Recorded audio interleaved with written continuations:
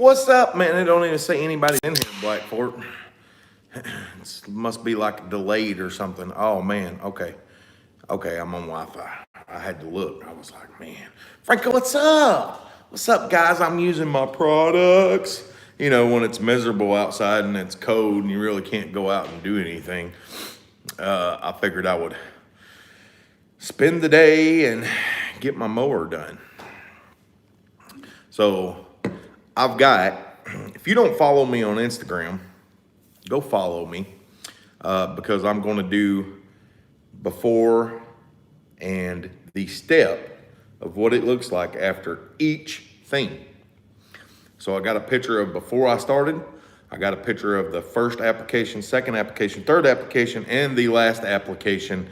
So yeah, be watching for that on Instagram because I'm going to see if it'll let me post it on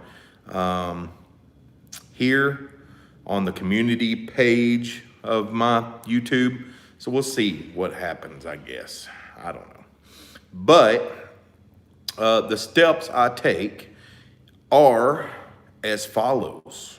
Now this is how I do it because now I've got this jet seal, which is a sealant and paint protector, and I'm so excited about that. That is going to be great. What's up? I'm just home unpacking from moving. Moving's always good, man. As long as you didn't get evicted out of your last place, then it's always a good thing to move. Always a good thing. All right, so here's the process, okay? Process. First, you need a drill of any sorts. First step, heavy oxidation, guys, rubbing compound. Rubbing compound. And when I say heavy oxidation, here, let me show you. This is pretty oxidized, if you can't tell. That's pretty oxidized. Then, after you do your rubbing compound, you want to use a polishing compound. Yeah, a polishing compound is next. After you do your polishing compound, the next great step to this process is you want to use a paint sealant and protectant. So then you let it set for, to get great results, anywhere from 10 to 20 minutes to let it set on there and get a good coating. Now, if you was doing this to your car, after you did your polishing compound, depending on your oxidation, your rubbing compound, your polishing compound, then you wouldn't go straight to this. You would go to paint correction and things like that if you needed to. Then you would go to what's it called? Oh my goodness. Oh my God, the coating that they put on, the epoxy coating or I can't think of the name of it, for your cars and stuff like that cost a lot of money to do. Then you would go to, a sealant and paint protectant and things like that. Then the last step of it is you go to a wax. So 4-step process: rubbing compound, polishing compound. Then you want to put on a sealant paint protectant. Then you want to do your wax. And so here's a little taste. I worked on a section just to get some before and after pictures for y'all.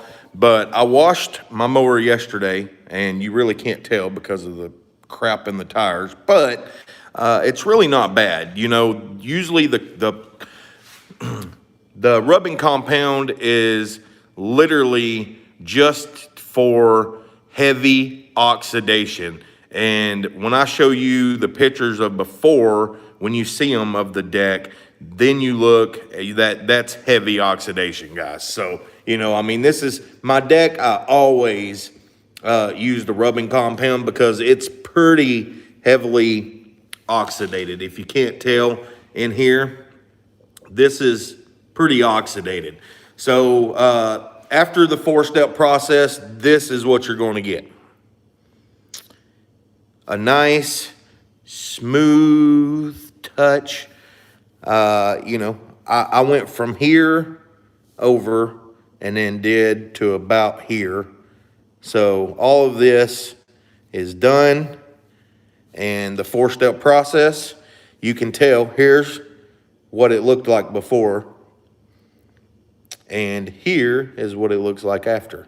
So with this 4-step process and boredom kicking in, and huge thanks to whoever sent this chemical guy stuff, because I am putting it to use. But 4-step process, you're going to go from oxidation to wowsome. And one of the main reasons I do this is simply, I do it every winter. This year, I'm getting real fancy with it because I never had the paint sealant. I would always do the rubbing compound. Then I would do a polish. And then I had a spray sealant. But this stuff is going to be way better than the spray sealant. And then I used a carnauba wax, which this is a carnauba wax, but it's a liquidish carnauba wax. So it's a lot easier to come off too. So that's why I personally do it that way. And the results are phenomenal. So be watching on Instagram, be watching. I'm going to try to post it to the community, but I don't think it'll let me. So Instagram, before and after pictures, you will get to go through each step, and I will put on, before, I will put on after, and I will put on what product I use, and I will show you all the steps.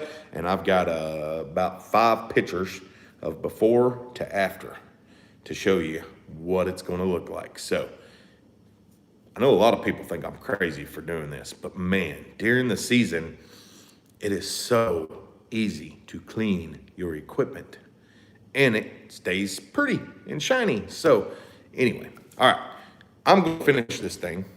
I'm going to continue working on it. I doubt I'll get it finished, but I just wanted to show you all the process, show you kind of what it does before and after, and hey, let you see the results for yourself. I'm pretty picky about my equipment. So thanks for watching, guys. I might jump on Instagram and do a live on there. I don't know. So 3 o'clock.